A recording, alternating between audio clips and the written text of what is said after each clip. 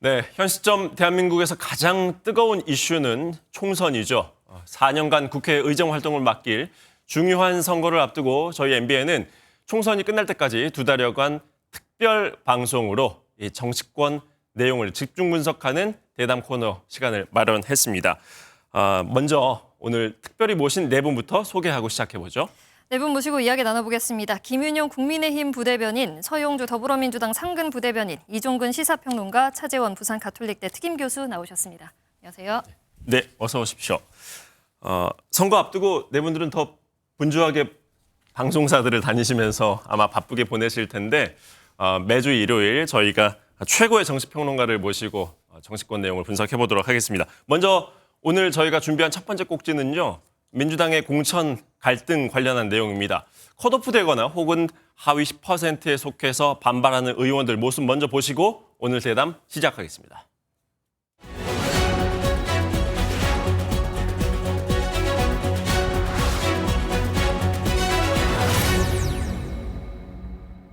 당대표가 공관위를 허수아비로 내세워서 이재명 대표를 지키려는 이재명 대표 측근 신기를 하기 위한 이런 공천이다. 네? 여기서 내가 눈 부릅뜨고 있어야만이 지 마음대로 하는 공천은 없을 거 아니에요? 나만 금품 관련한 지금 재판받고 있네? 사육과 비리, 모함으로 얼룩진 현재의 당 지도부의 결정에 분노를 넘어 안타까움까지 느낍니다. 더불어민주당을 탈당하겠습니다.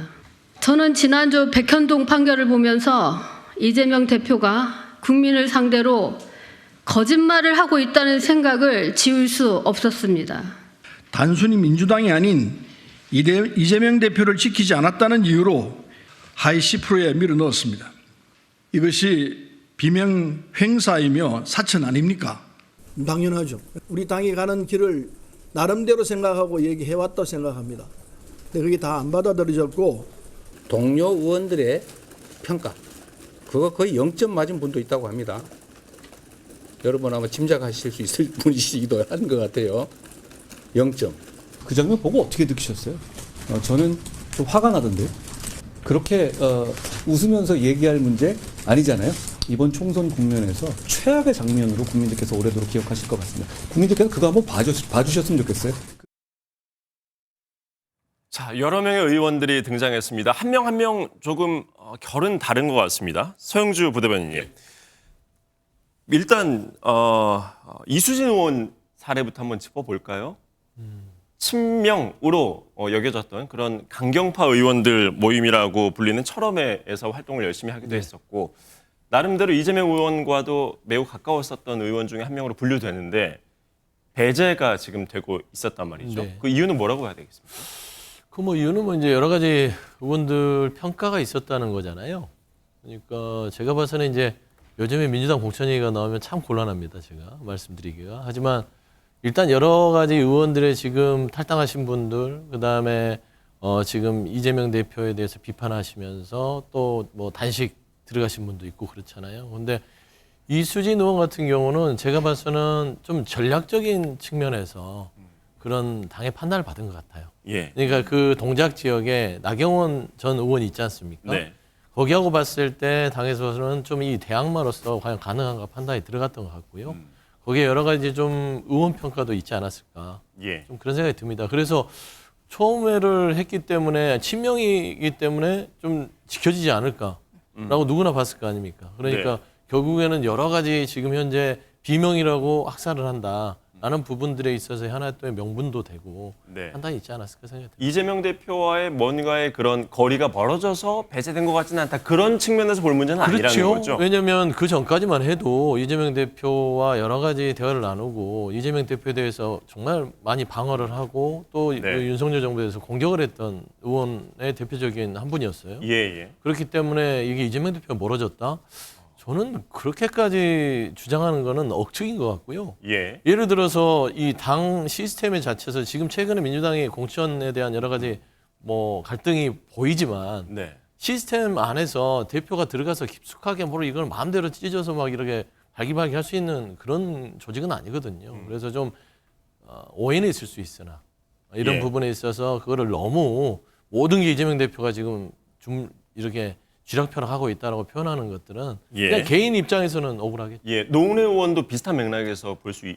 저도 그렇게 봅니다. 예. 그러니까 노웅래 의원님 같은 경우도 아마 여러 가지 마포갑의 상황들을 판단을 했겠죠. 네. 근데 이제 노웅래 의원 같은 경우는 오랫동안 당에 헌신을 해왔고 나름대로 뭐 이재명 대표하고 멀지도 않아요. 늘 어떤 지도부가 오면 거기에 헌신했던 분이기 때문에 예를 들어서 조금 더 민주당이 친절했으면 어땠을까? 예. 그러니까 오랫동안 당에 헌신했던 의원에게 그러면 최소한 경선의 기회라도 준다든지 아니면 미리 통보를 통해서 설득하는 과정들 있잖아요. 예.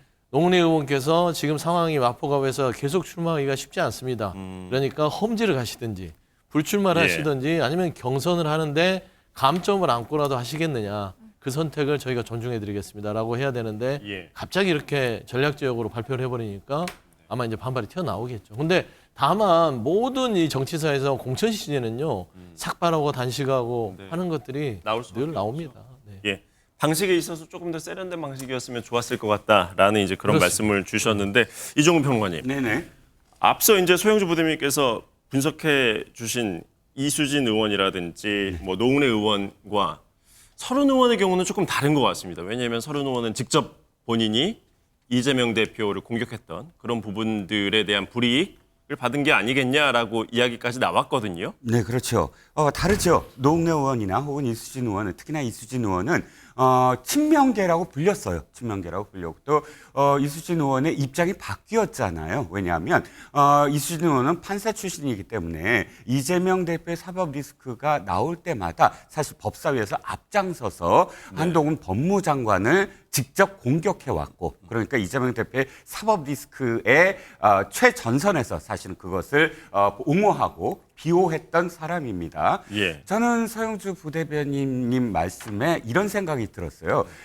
관계가 나쁘지 않았다라고 말은 하지만 이 세 사람 특히나 이수진 의원이나 혹은 노웅래 의원의 입장 변화를 보면서 예. 그간 당대표와 현역 의원의 관계가 어땠을까라는 생각이 드는 거예요. 만약에 당대표와 현역 의원들이 정말 끈끈한 신뢰를 바탕으로 해서 정치적 동지 관계였다면 이렇게 공적으로 받지 않더라도 당대표의 사법 리스크를 갑자기 입장을 바꿔서 공격을 한다던가 또는 나만 재판받고 있는 게 아니지 않느냐라고 하면서 뭐 거의 물귀신처럼 당신도 재판받고 있는데 왜 나만 그러냐라는 표현을 안 했을 거예요. 그러니까 지금까지의 그런 현역 의원들과 당대표의 관계는 공천권과 관련된 관계였구나. 공천을 안 받으니까 갑작스럽게 공격을 한다. 이건 평소에도 당대표에 대한 신뢰가 없었다. 당대표의 사법 리스크 다 알고 있었다. 문제를 다 알고 있었음에도 불구하고 공천 받지 아니한 상태니까 이제부터는 말할 수 있다. 이렇게 변한 게 그러니까 아니냐. 언론에서는 이재명 대표와의 관계도 괜찮고 네. 친명 의원으로 분류를 했다고 하더라도 그게 정말 제대로 된 서로 간의 신뢰관계, 정말 친명 이런 거는 아니었었다는 생각이 들었다. 아니었다면 이렇게까지 바로 당대표로 공격하고 당대표의 사법 리스크를 끄집어내고 당대표의 재판받는 상황까지 끄집어내겠느냐라는 거죠. 그러니까 동지적 관계는 아니었구나라고 생각이 드는 거죠. 예. 차 교수님은 좀 어떻게 보십니까? 지금 뭐 친명이니 비명이니 할 것 없이 예. 지금 이제 컷오프나 하위 10% 통보받는 의원들이 있단 말이죠. 예. 뭔가 하나의 일관된 흐름이 있다고 보세요? 아니면 다 케이스 바이 케이스로 봐야 된다고 보십니까? 물론 뭐 케이스 바이 케이스가 있긴 합니다만 지금 탈락자들이 느끼는 그러니까 뭐 대표적으로 공동적으로 생각하는 부분들이 상당히 그러니까 이 지금 공천 심사의 잣대가 그렇게 그러니까 객관적이고 투명하고 일관되지 못하다는 그러한 반발을 갖고 있는 것 같아요. 예. 앞서 뭐 말씀들 하셨지만 뭐 이수진 의원이나 지금 노웅래 의원 같은 경우도 소위 뭐 어떻게 보면 범친명 뭐 좀 더 가까이 이야기하는 사람들 친명인 의원으로 분류됐던 분들인데 이분들이 이렇게 반발하는 이유는 본인들이 생각했을 때는 사실 어떻게 보면 이재명 대표가 일종의 뭐랄까요? 그러니까 이 민주당을 이재명의 민주당으로 만들려는 예. 그러한 정치적인 욕심들 때문에 자신이 억울한 희생양이 되고 있다고 판단을 하는 것이죠. 그런 부분들이 상당히 이제 그렇게 삐치도록 만든 부분들이 어떻게 보면 이재명 대표의 리더십의 뭐 일종의 한계라고 볼 수도 있는 것인데요. 예. 사실 뭐 말씀들 하셨지만 사실 뭐 역대 정당의 공천에서는 항상 이러한 여러 가지 그러니까 이 불협화음이 일어날 수밖에 없는데 예. 유독 이번 민주당 같은 경우는 그 정도가 좀 더 강하고 좀 더 심각하다는 상황일 수 있다는 부분이 지금 앞서 우려되는 부분이죠. 서영주 부대변인께서도 선거 때마다 이제 이런 잡음들은 있어 왔다라고 말씀하셨는데 차 교수님도 이제 여러 번의 이런 선거를 계속 보셨으니까요. 이번이 과거에 그런 민주당에만 국한돼서 보면 과거에 당내에서 공천을 두고 벌였던 갈등이랑 비교하면 더 크다고 보십니까? 크죠. 어떻게 보면 아까 뭐 지금 비명행사, 찐명, 뭐 행제라는 표현이 사실 지금 어느 정도 들어맞고 있는 것이 아니냐라는 시각이 많거든요. 솔직히 말해서 지금 뭐 서른 의원이나 제 생각에는 노웅래 의원 같은 경우는 상당히 정치를 오래 하시는 분들이기 때문에 이런 분들이 사실은 일종의 그러니까 정당의 일종의 혁신을 위해서라도 좀 물러서는 것들이 필요한 것이죠. 그런데 그러한 부분들이 상당히 진작에 좀 뭐 제도적으로 뭔가 이런 분위기를 만들어 나갔다고 하면 어땠을까 하는 생각이 드는데 그렇지 못하고 일종의 뭐랄까요. 그러니까 서른 의원 같은 경우는 이 이낙연 캠프의 자장 뭐 그리고 뭐 사실 경선 과정에서 이재명 대표에 대한 지나친 정치적 공격 이런 부분들이 불씨가 되어서 탈락시키는 것이 아니냐. 그리고 아직 이야기는 안 나왔습니다만 박용진 의원 같은 경우도 누가 봐도 상당히 의정 활동을 열심히 한 분인데 저런 분들조차 하위 10%에 들어가는 이러한 잣대는 도대체 어떻게 해서 만들어진 것일까? 결국은 이재명 대표와 정치적 대립각을 세웠던 당내 인사들에 대한 제거 이런 부분들이 아니냐고 보는 것이고 그리고 그 지금 대타로 들어가신다는 분들이 공교롭게도 예를 들면 친명 원외들이 단수 공천을 받는다든지 아니면 이 지금 그러니까 이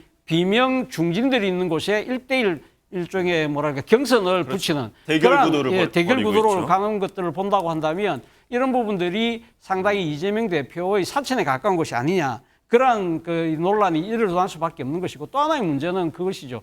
이 지금 여론조사 관련된 이야기도 뭐 계속 나오고 있습니다만 사실은 정체불명의 여론조사가 이 지금 이 유독 비명계의 중진들이 있는 곳에서 돌았다. 일종의 그런 식으로 해서 여론을 일종의 환기를 통해서 지금 배제하려는 하나의 정치적 공작이 아니냐는 의구심을 내어내고 있는 이러한 부분들.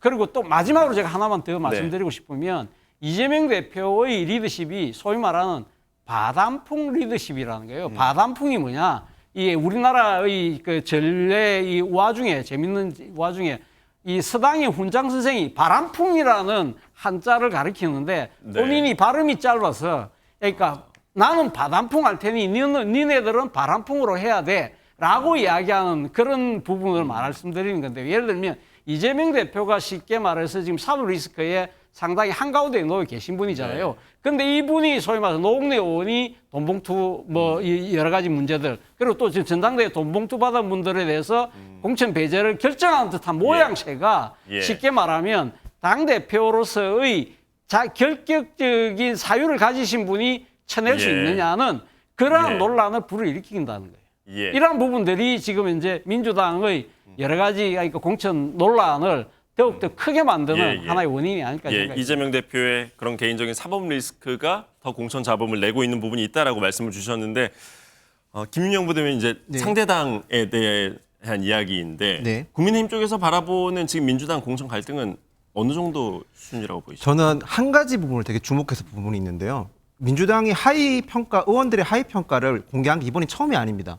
지난 총선에서도 공개를 했었는데 그때는 의원들이 자기가 하위 20% 받았다는 걸 공개하지 않고 오히려 자기 방 보좌진들한테조차도 시시했었습니다. 이 하위 20% 받는다는 것이 당장의 선거에서도 불리함도 있지만 어떻게 보면 의원 개인에겐 자기가 갖고 있는 정치적 커리어에 굉장한 수치거든요.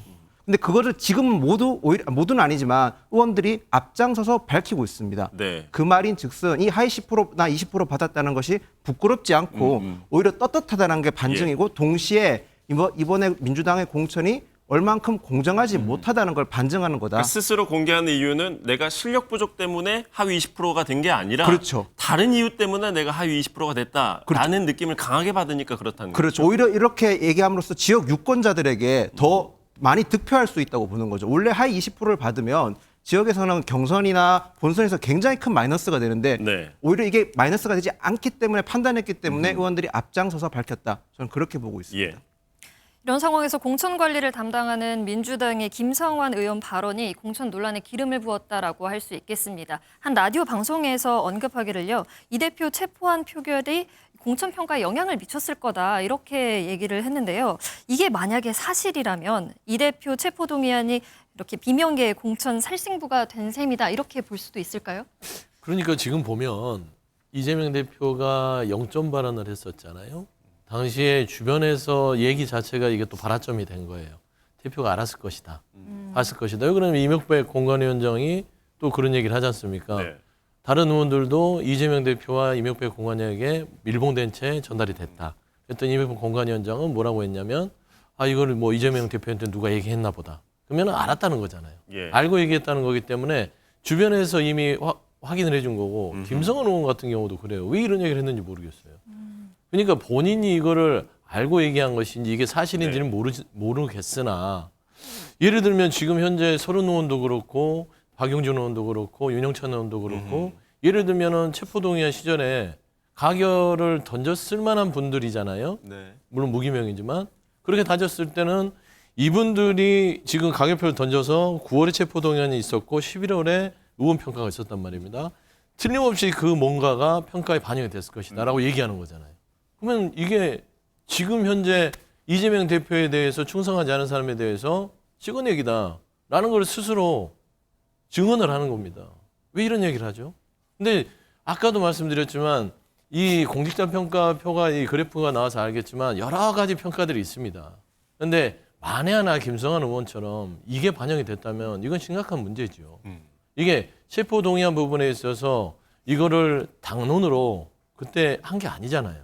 의원 개별 자율투표를 했는데 누군가는 소신 있게 가결을 던졌고 어떤 사람 내가 가결 던졌다 한 사람도 있었어요. 가결 던졌어? 부결 안 하고 그래서 찍어서 0점을 줘?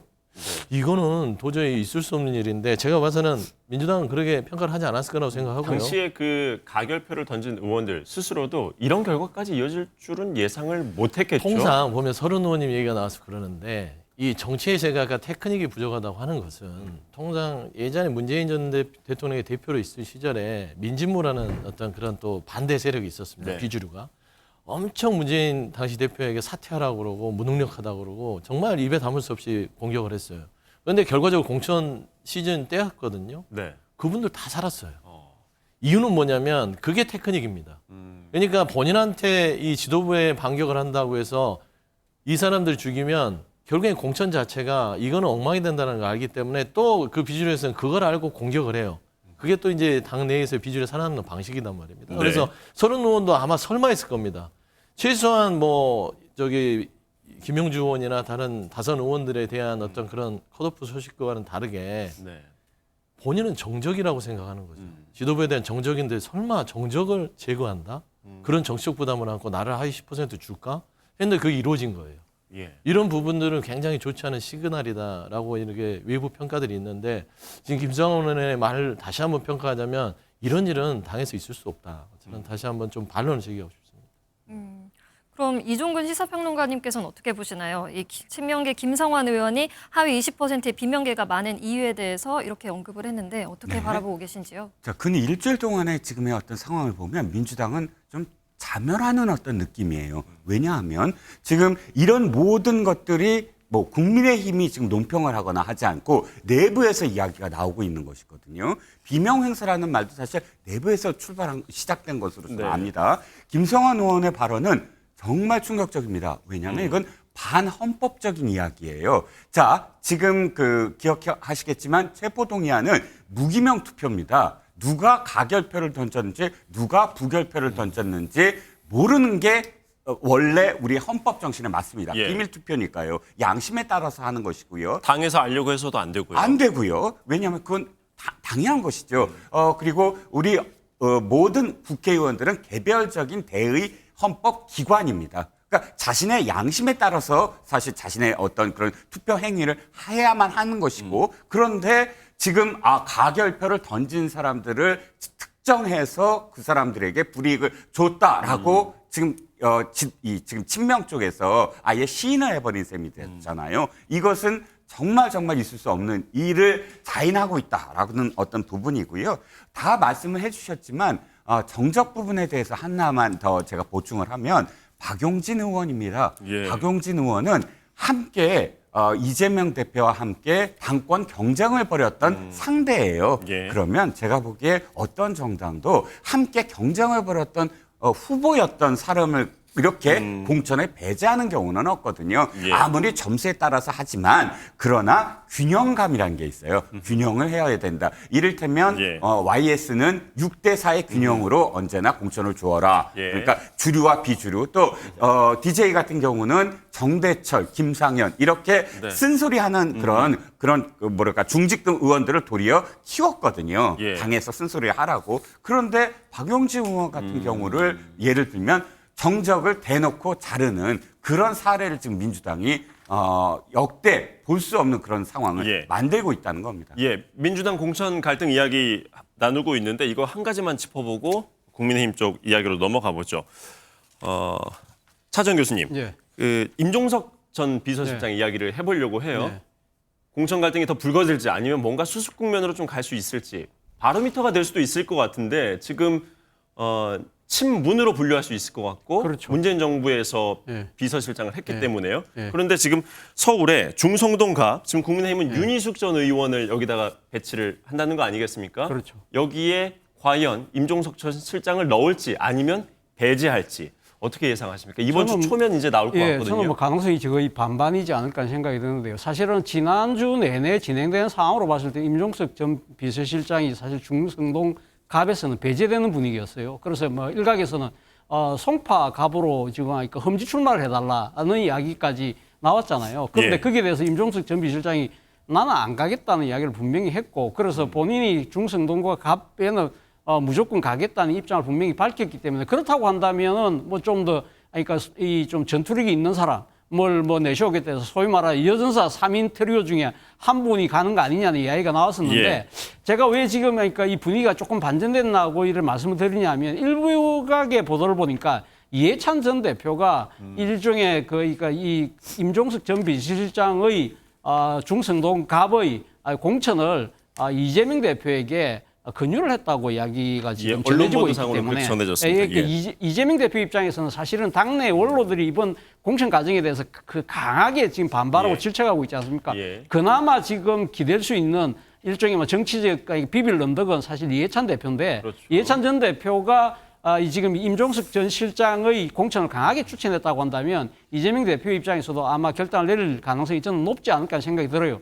사실 이해찬 전 대표가 이런 이야기를 한 이유는 이 지금 임종석 전 비서실장은 사실 어떻게 보면 상당히 정치적인 상징적인 인물이잖아요. 예. 뭐 그러니까 586을 대표한다는 측면도 있지만 그거보다는 제가 생각했을 때 지금 당내 논란이 된 가장 결정적인 이유가 전임 정권, 바로 문재인 정권의 그러니까 단임 정권으로 끝난 부분에 있어의 정권 교체에 대한 실패에 대한 책임을 져라는 이야기였거든요. 네. 만약에 이런 식으로 만약 임종석 전 비서실장이 만약에 그러니까 공천에서 배제되는 경우가 된다고 한다면 사실 당내 친문계들이 지금 여러 가지 지금 공천의 어려움에 지금 직면해 있는 상황이라고 한다면 예. 일종의 하나의 내관을 건드리는 상황이 될 수 있겠다. 그래서 아마 아마도- 그 때문에 이해찬 전 대표가 예. 이것만은 막아야 되겠다고 생각해서 강하게 이야기를 했기 때문에 아마 상징적 차원에서라도 아마 포용과 화합의 차원에서라도 저는 할 가능성이 좀 있지 전망은 않을까. 그러면 공천 그래서 배제하지 약간은 않을 좀 것이다. 비관해서 약간은 조금은 살아나는 예. 분위기로 보인다는 겁니다. 예, 민주당 관련해서는 가장 큰 관전 포인트 중에 하나가 바로 이 부분이지 않을까 싶어서 여쭤봤습니다. 이어서 국민의힘 관련 내용 짚어보죠. 위성정당 관련해서 지난 한 주 좀 시끄러웠는데요. 관련 영상 보고 돌아오겠습니다.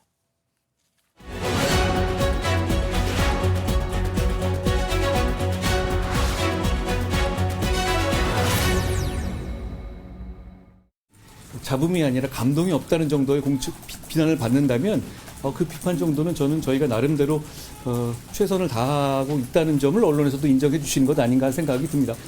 어떤 외부적 영향이 없을 겁니다. 저도 단 한 명도 제가 아는 사람 밀어넣지 않을 겁니다. 대신 누구라도 사심 있는 생각으로 밀어 들어오는 사람이 있다면 누구라도 제가 맡겠습니다. 지난번에 민주당 계열의 비례정당 창당할 때 사진들을 보십시오. 면면들이 끔찍하고 화려합니다. 우리는 그런 식의 이익 나눠먹기가 아니라 나라를 지키고 동료 시민의 삶을 낫게 하겠다는 너무나도 선명한 누구에게 얘기해도 창피하지 않은 명분이 있습니다. 그러니까 우리가 이길 수 있습니다. 자, 국민의힘 이야기니까 김윤영 부대변인께 먼저 질문 드릴게요. 한동훈 지금 대표 위원장의 공천 스타일, 네. 잡음이 별로 일어나지 않고 있다. 이런 평가가 지금 대부분인 것 같아요. 네. 한쪽에서는 현역을 컷오프 시키지 않기 때문에, 즉 새 부대는 새 술은 새 부대에 담아야 되는데 지금 그런 일들이 일어나지 않고 있기 때문에 지금 이런 거다. 이런 또 비판의 목소리도 있거든요. 어느 쪽 의견에 좀 가까우십니까? 일단 저희가 아직 경선이 진행 중이고요. 일단 경선 과정에서 현역 의원 하위 평가 30%에 들어가신 분들 같은 경우는 감점을 받게 돼 있습니다. 그런 감점을 받으신 분들이 경선을 통해서 결과가 나오게 되면 저희가 조금 더 정확한 국민들의 평가를 받을 수 있을 거라 생각하고요. 예. 저는 일단 공천이 상대평가라고 생각을 합니다. 아무래도 저희가 조용하다고 해서 못한 게 아니라 잘한 것도 아니지만 못한 것도 아니라고 생각하고요. 네. 민주당보다 저희가 상대적으로 잘하고 있다는 평가가 많은 것도 잘 알고 있습니다. 하지만 그렇다고 해서 저희가 자만하지 않고 국민들의 선택을 받을 수 있게끔 앞으로 남아있는 공천에서도 좀 더 국민들에게 공감받을 수 있는 공천을 할 수 있도록 지금 노력하고 있다, 이렇게 말씀을 드리겠습니다. 바깥에서는 이달 말에 있을 쌍특검법 재표결을 네. 의식한 것이 아니냐, 이런 지적도 나오고 있거든요. 우선 일단 장동혁 사무총장이 그거 관련해가지고 그런 일정을 고려하지 않고 진행을 하고 있다고 말씀을 드렸고요. 그리고 저는 한 가지 말씀드리고 싶은 게, 지난번 쌍특검이 최초 국회 본회의장에 올라왔었을 때 저희 당 국회의원들은 본회의장을 모두 나오시고 나서 로텐도홀에서 피켓 반대 시위를 했었습니다. 네. 그 사진이 다 남아 있고요. 저는 국회의원이라면 자신의 선택에 있어서 어떤 큰 변화가 없는데도 불구하고 자신의 당리당략이나 이익을 위해서 그렇게 바꿀 거라고 믿지는 않고 있습니다. 저는 예. 이번에도 역시 그거에 상관없이 국민의힘 국회의원들은 자신의 소신과 신념에 맞춰서 투표할 거라 그렇게 생각하고 있습니다. 서영주 부대님, 네. 이 민주당 내에서는 사실 최대한 이 쌍특검 재표결 시기를 뒤로 늦춰서 국민의힘에서 뭔가 공천 배제된 이탈된 의원들의 표를 좀 끌어모으는 전략을 구사한다는 얘기가 많이 돌았었거든요. 네. 근데 이 부분 지금 국민의힘 공천 스타일에 영향을 미치고 있다고 보세요? 그게 영향이 없을 수 없죠. 그렇지 않겠습니까? 대단히 중요한 일이고요. 저는 한동훈 비대위원장이 국민의힘에 지금 급히 투입된 이유가 쌍특검법도 있다고 보는 겁니다. 결국엔 김건희 여사 지키기에 한동훈 비대위원장이 나선 것이고요. 본인도 그렇잖아요. 이 쌍특검법이 뭡니까? 두 가지예요. 하나는 김건희 여사의 도이치모터 주가 조작 한 건, 그다음에 대장동 50억 클럽 있잖아요. 예. 거기도 따져보면 지금 윤석열 대통령하고도 연관이 될 수 있는 부산저축은행까지 다 포함이 돼 있습니다.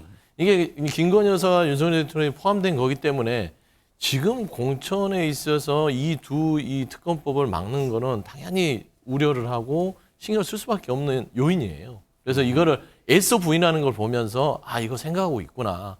어떻게 현역이 컷오프가 하나도 안 됩니까? 예. 말도 안 되잖아요. 그다음에 TK가 남긴 했지만 TK는 현역을 컷오프의 대상이 아니라 물갈이의 대상이죠. 거기는 그냥 꽂으면 바꾸는 거니까. 하지만 다른 데는 다른 지역이나 뭐 수도권이나 일부 지역에서는 국민의힘이 자리를 하고 있는데 거기는 컷오프를 했다가는 당장 튀어나오고 거기는 잃을 수도 있고 네. 그다음에 특검법 표결을 할 때 18명에서 20명입니다. 거기만 넘어오면 통과가 되는 거예요. 물론 민주당 상황도 모르겠지만 그럼에도 불구하고 이걸 전혀 고려하지 않았다, 그건 아닌 것 같고, 한동훈 비대위원장이 하나를 착각하고 있는 게 있어요. 지금 민주당이 지금 공천이 심하게 여러 가지 좀 요동치고 있다 보니까 본인은 조용하고 잘하고 있다고 생각하지만 여러분 이런 밋밋한 공천을 가지고 가면 예. 총선에서는요 승패가 그렇게 넉넉하지만 않다. 좀 그런 좀 선거 본선에서 결과는 별로 좋지 않을 그럼요. 것이다라는 이제 원래 예상을 조용히 주셨는데. 가면 조용히 예. 망한다는 말이 좀 그러지만 조용히 가면 성적이 안 좋을 수 있고요. 저는 솔직히 지금 이 국민의힘에서 시키지도 않았는데 불출마하는 분들 보면 네. 역시 곳간에서 인심이 나고 곳간에서 희생이 나온다. 저는 그런 예. 좀 생각이 들더라고요. 한동훈 위원장의 그립감이 강하다고 평가를 해야 할까요? 지금 국민의힘 비례위생정당인 국민의 미래, 이 대표의 당 사무처 직원이 이제 대표를 맡게 됐단 말이죠.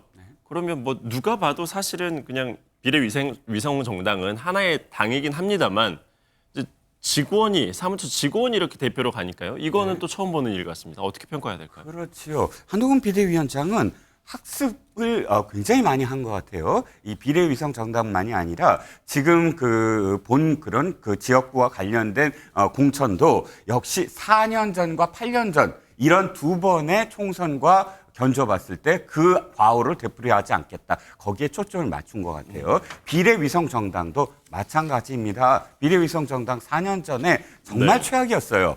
당시에 미래통합당에서 만든 미래한국당 비례위성정당에 네. 굉장히 많은 잡음이 있었습니다. 공천 번복이라는 정말 해서는 안 되는 그런 상황들이 이어졌어요. 예. 어떤 상황이었냐면 당시에 이제 한성교 대표를 임명을 하자 한성교 대표가 지금 미래통합당이 인재 영입을 해서 이렇게 이쪽 미래한국당 쪽으로 비례를 좀 해달라라고 넘겨온 명단을 전부 무시해버렸어요.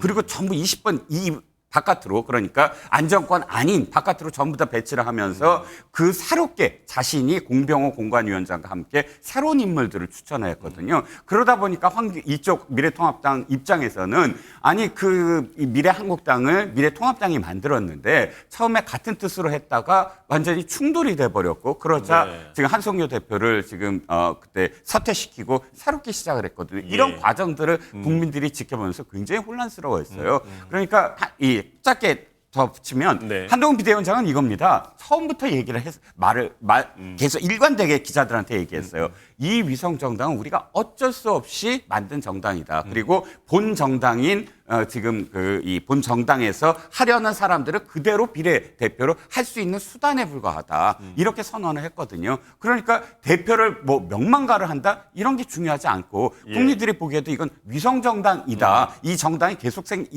존재하지 아니하고 이제 총선이 끝나면 합당할 정당이기 때문에 굳이 명망가 위주의 어떤 유명한 사람을 당대표로 내세울 이유가 없다라고 미리 거의 다 얘기를 계속 되풀이해왔기 때문에 저는 여기에 대한 어떤 비판이 있을 수 없다고 생각을 합니다. 네, 이렇게 여야 공천 짚어봤는데요. 이번엔 개혁신당 얘기를 해볼까 합니다. 한국의 정치개혁을 이끌겠다라고 하면서 이준석, 이낙연 두 정치인이 모여서 제3지대 빅텐트를 꾸렸는데 11일 만에 해산됐습니다. 그리고 개혁신당의 공관위원장에 김종인 전 비대위원장이 앉았는데요. 관련 영상 보고 오겠습니다. 먼저 안정원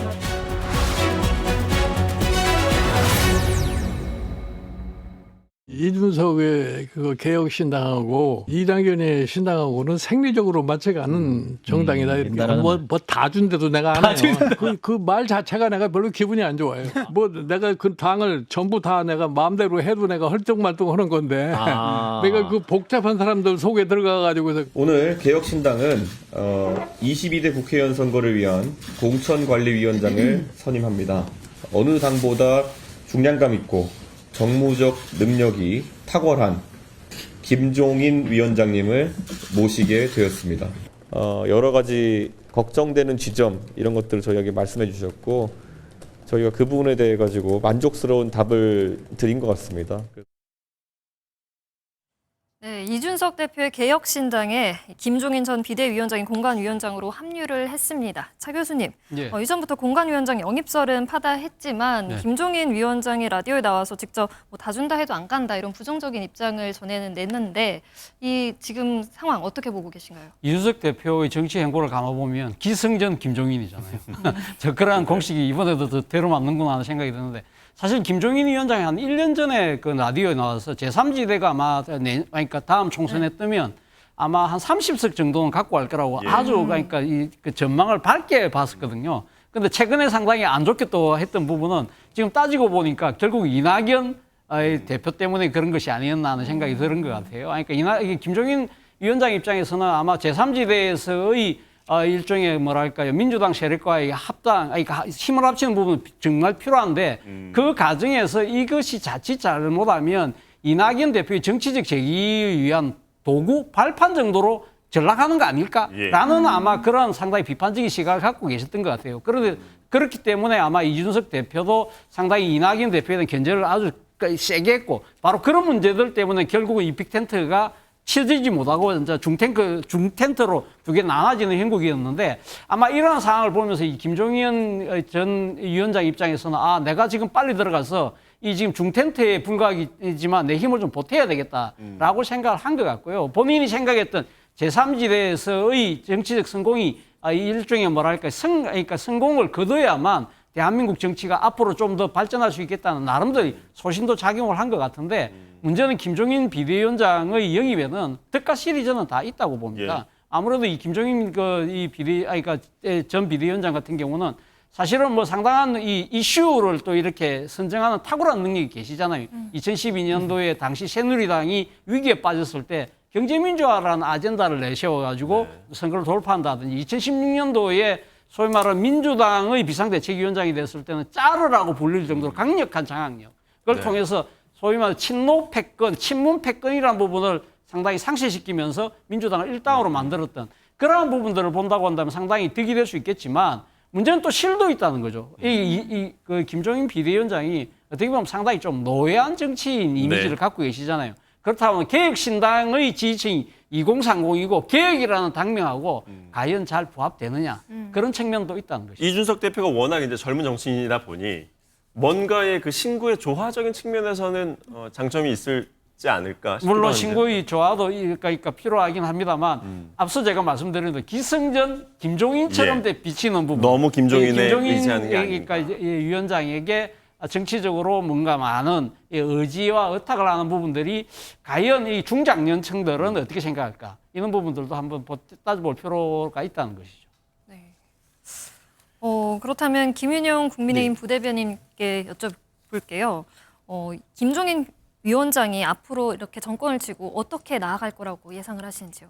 그러니까 김종인 비대위원장 스타일은 항상 정권을 잡고 앞으로 거칠게 나가는 스타일인데 근데 이때까지 성공을 많이 하셔서 선거 기술자라고도 불릴 만큼 유능한 모습을 보여주셨는데 한 가지 또 봐야 될 부분은 거대 정당에서는 성공을 하셨습니다. 그러니까 한마디로 말해서 리모델링을 해야 될 집에서는 리모델링을 성공적으로 잘 하셨는데 개혁신당은 리모델링이 아니라 새 집을 지어야 합니다. 과연 새 집을 잘 지을 수 있을까라는 의문점이 들고요. 국민의힘이나 민주당 같은 경우는 생각보다 굉장히 체계도 많이 갖춰져 있고 인재도 다양하게 있습니다. 근데 개혁신당에는 지금 체계도 없을 거고요. 인재도 많이 없습니다. 그런 곳에서 무엇인가 새로운 걸 창출해내는 과정을 거쳐야 되는데 김종인 비대위원장께서는 과거에 있었던 것을 새롭게 만드는 건 잘했지만 완전 무에서 유를 창조한 건 저는 본 적이 없는 것 같아서 그 부분에 있어서는 이번에는 지난번만큼 쉽게 성공하지는 못할 거라 그렇게 보고 있습니다. 이제 관심은 과연 결과가 어떻게 이제 나올 것인가 이제 그 부분인데 여론조사 결과들이 속속 나오고 있어요. 이제 새로운 미래와 개혁신당이 결별하면서 이 두 정당을 분리한 여론조사들인데요. 지금 화면에 나가고 있는 저 이제 모습들인데 한 3-4% 왔다 갔다 하는 것 같습니다. 그리고 이제 개혁신당에서 나온 새로운 미래 아직 뭐 1-2% 정도 수준에 나오고 있는데 소영주 부대변인님. 지금의 지지율 당연히 뭐 이준석 대표라든지 뭐 이낙연 대표 지금 저 지지율을 크게 의미 있게는 보지 않을 것 같아요. 여기서 이제 훨씬 더 높은 수치를 목표로 두고 있지 않겠습니까? 그러겠죠. 근데 뭐 동력은 그렇게 보이지는 않고 있어요. 전망은 어떻게 하십니까? 일단은 서로 이질적인 어떤 빅텐트를 치기 위해서 좀 따지고 보면 결과론적으로 헛시간을 많이 보냈죠. 헛시간을 보내면서 이게 이질 집단이 뭉쳐지면 이게 2+2는 4가 돼야 되는데 2+2가 1이 되는 희귀한 현상들이 벌어졌었어요. 그리고 나서 이제 내부적으로 여러 가지 고민을 했었을 것이고 기본적으로 이 결변의 중심에는 김종인 지금 그 공관위원장이 있다고 보는 것이에요. 처음부터 김종인 그 위원장께서는 이낙연 대표와는 가지 말아라. 우리끼리 가야 된다. 라는 주장을 했던 것이고 그 부분들을 조금 어깃장을 놓으면서 이준석 대표가 추진을 하면서 김종인 위원장이 좀 삐져 있었다고 해야 될까요? 그런 차원에서 다시 제자리로 온 거죠. 그러니까 결국엔 이준석 대표가 김종인이냐 이낙연이냐 두 사이에서 김종인을 선택했어요. 그래서 다시 처음에 개혁신당의 모멘텀을 김종인을 중심으로 가겠다는 것이고 지금 처음에 이준석 대표가 나름대로 개혁신당의 주목을 받았던 건 윤석열 대통령의 각을 세웠을 때입니다. 그래서 이 현 정부에 대한 어떤 폭정이나 무능함이나 이런 거를 바로잡고 보수도 부끄러워하는 이 정권을 바로잡아서 본인이 제대로 된 보수를 하겠다고 했을 때 올라갔었거든요. 지지층도 그렇고요. 근데 이게 스탠스가 이상하게 잡탕밥이 된 거예요. 근데 다시 돌아왔다. 근데 그 잡탕밥의 나머지 부분들을 드러낼 시간이 과연 D- 얼마 남지 않았잖아요. 그래서 저는 아무리 천하의 김종인 위원장이라 하더라도 예전에 메이저를 뛰다가 다시 이제 거기서 끝나고 국내 야구로 왔다가 이제 사회인 야구까지 이제 들어오시는 꼴이 된 거예요. 근데 과연 그 실력을 발휘할 수 있을지는 저는 좀 좀 점수를 낮게 주는. 지금 민주당 내에서 김영주 의원이라든지 아니면 조금 전에 이제 우리가 다뤘던 이수진, 노웅래 의원 이런 분들이 개혁신당에서 이번에 떨어져 나온 새로운 미래 있지 않습니까? 이낙연 전 대표 그룹 이쪽으로 대거 합류할 가능성은 있을까요? 그러면 가능성은 개혁신당보다는 새로운 미래로 갈 공산이 크죠. 왜 그러냐면 이제 명확해졌잖아요. 개혁신당은 보수의 새로운 집단으로서 이번 총선을 치르겠다. 그러니까 결국엔 보수의 재건이에요. 그러니까 양극단에 대한 정당 정치의 어떤 그런 피로감 없애는 거는 이제 부수적인 것이고 개혁신당은 보수 쪽이고 이제 새로운 미래는 호남을 중심으로 한 진보의 스펙트럼에 들어간 겁니다. 그러면은 그랬을 때 그 당에서 나온 그런 의원들이 있다 했을 때는 무소속으로 나가기보다는 새로운 미래의 당의 간판을 걸고 나갈 가능성이 클까요? 그건 판단해야죠. 저는 무소속으로 나갈 공산이 크다고 봐요. 그러니까 김영주 의원 같은 경우는 무소속으로 영등포에서 해도 본인 기반이 오랫동안 있기 때문에 무소속이 편하죠. 그랬을 때 새로운 미래로 안 가더라도 되는 것이고 이수진 의원 같은 경우는 새로운 미래의 간판을 달면 본인이 지역에서의 장악력이 얼마나 있었는지가 드러나는 겁니다. 그러니까 결국에는 지역 장악력에 따라서 새로운 미래로 가느냐, 새로운 간판을 다느냐, 아니면 무소속을 하느냐. 저는 그 향방이기 때문에 저는 정치적 이해관계가 없다면 그런 득실을 따져서 옮길 공산이 크지만 5명 시절은 무소속. 그다음에 조금 기반이 약할수록 새로운 미래. 하지만 개혁신당으로 안 갈 것이다. 개혁신당 갈 바엔 국민의힘을 가죠. 뭐 하려고. 이종훈 평론가님. 뭔가의 모멘텀이 있어야지 개혁신당이든 새로운 미래든 지지율이 올라가지 않겠습니까? 그걸 어떻게 만들 수 있을까요? 아니, 그러니까 어떤 모멘텀, 어느 주체가 어디죠? 주어가 그렇다면? 둘 다요. 그러니까 개혁신당도 그렇고 새로운 미래도 그렇고. 근데 개혁신당 같은 경우는 이제 김종인 공관위원장을 영입을 했으니까요. 근데 새로운 미래는 그런 이벤트가 지금 있지 않거든요. 새로운 미래는 어떤 의미에서는 좀 감나무 전략일 수밖에 없을 것 같아요. 자신들이 주체적으로 무엇을 한 것보다는 떨어지는 감을 기다릴 수밖에 없는데 왜냐하면 감이 아주 무르익고 있다라고 여겨질 거예요. 특히나 호남 쪽에 저는 광주 쪽에 현역 의원들을 전부 다 내친 것을 굉장히 눈여겨보고 있거든요. 현역 의원들을 그렇게 했을 때 특히나 광주와 호남 지역에서 바라볼 때 과연 지금 민주당이 호남과 관련돼서는 어떻게 지금 생각을 하고 있나라는 겁니다. 최근 들어서 호남과 관련된 수도권 의원들, 특히 서울 지역 의원, 현역 의원들이 배제되고 그 자리에 영남권, 예를 들어서 추미애, 이현주 이런 영남 출신의 그런 민주당 전 의원들이 거론되고 있다. 이것도 지금 사실 흐름이 호남 유권자들 입장에서는 우리 쪽을 왜 이렇게 배제하지? 이렇게 여길 대목이 있거든요. 바로 그 지점이 새로운 미래가 파고들 수 있는 어떤 부분 첫 번째는 그리고 두 번째는 임종석 의원입니다. 임종석 전 비서실장입니다. 이 비명계 특히나 이제 호남 출신 비명계가 구심점이 없었어요. 좀 모래알 같았습니다. 그런데 임종석 전 비서실장이 점점 구심점처럼 돼가고 있어요.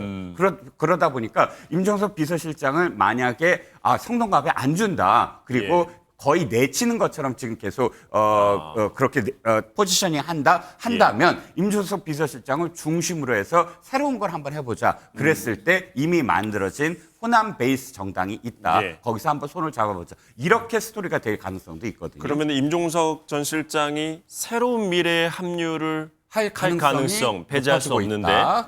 그래서 지금 새로운 미래가 이렇게 얘기를 합니다. 다음 주 초쯤에 굉장히 큰 어떤 이벤트, 그러니까 어떤 기자회견을 할 가능성이 높다. 이렇게 지금 흘리고 있거든요. 이런 부분들이 아마도 이 지금 이야기가 물밑에서 되고 있는 중진급 의원들 내지는 전 의원들의 합당 소식이 아닐까라는 조심스러운 추정을 해보는 거죠. 그런 나름대로 빅 이벤트가 생기면 국민의힘 입장에서는 국민의힘 입장이라기보다는 이제 개혁신당 입장에서는 뭔가의 이제 새로운 미래 쪽에 이벤트가 만들어지면 제3지대의 표를 그쪽에서 이제 많이 가져가는 셈이 되니까요. 더 불리하다고 판단을 할까요? 그러니까 개혁신당이나 지금 이재명 대표, 이낙연 대표 쪽에 기반을 한 지지층 자체가 서로 상이합니다. 그렇기 때문에 어느 쪽에 유불리를 따지긴 어려울 거고요. 지금 오히려 모멘텀을 못 찾고 있어요. 지지율이 반등하기 위해서는 뭔가 강력한 모멘텀이 필요한데 김종인 비대위원장을 모시고 왔었음에도 불구하고 반등의 모멘텀이 지금 보이지가 않고 있는 상황이거든요. 지금 나오는 있는 여론조사 수치도 상당히 솔직히 변화라고 보기에는 너무 미비한 상황이고 표본 오차에서 왔다 갔다 하는 여론조사 결과가 많아서 아직까지 두 정당에서 새로운 이벤트를 만든다고 해서 서로 뺏고 뺏기는 관계는 관계가 아닐 것 네, 같고요. 안될것 정체성이 좀 같습니다. 다르기 때문에. 네, 그렇습니다. 차 교수님은 어떻게 보십니까? 그 뺏어간다면, 그러니까 새로운 미래에서 만약에 임종석 전 비서실장이 영입일 것 같은 큰 이벤트를 했을 때 개혁신당보다는 당연히 민주당 쪽에 득표율을 좀 가져온다고 저는 만약 봐야 되겠죠. 임종석 비서실장이 그 새로운 미래로 가는 국면이라고 한다면요. 아마 민주당 내에 친문계 상당수가 아마 이탈하는 그런 상황이 될 거예요. 그렇다고 한다면 민주당의 입장에서는 단순하게 몇몇 세력이 탈당하는 규모가 아니라 거의 분당의 수준으로 가는 거거든요. 그렇다고 한다면 새로운 미래의 입장에서는 완전히 뭐 날개를 달은 그런 행복이 되지 않을까 하는 생각이 들고 예. 그런 상황이 된다고 한다면 이낙연 대표의 정치적 재기도 상당히 좀 쉽게 갈 수 있겠다는 생각이 드는데 과연 그렇게까지 갈 수 있을까? 그래서 바로 그런 문제들을 우려했기 때문에 아까 이해찬 전 대표가 임종석 전 실장을 껴안아라고 강하게 예. 이야기했던 이유가 바로 거기 아하. 있는 것이고요. 예. 또 하나는 개혁신당의 입장에서 봤을 때도 사실은 국민의힘에서 어떠한 사람들이 얼마만큼 이탈하고 예. 누가 이탈할 것이냐의 부분도 상당히 중요할 것 같아요. 그래서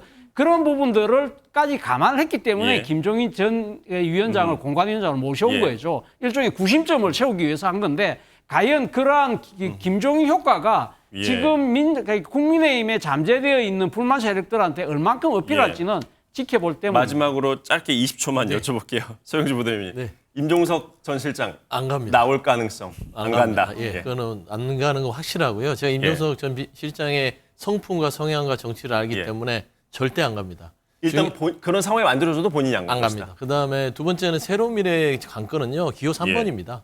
얼마가 들어오는 게 중요하지 않아요. 기호 3번만 가지고 총선을 치른다면 본인들에게는 뭐 지금 개혁신당 경쟁할 이유도 없습니다. 제가 봐서 개혁신당 3번 받기가 힘들어요. 예.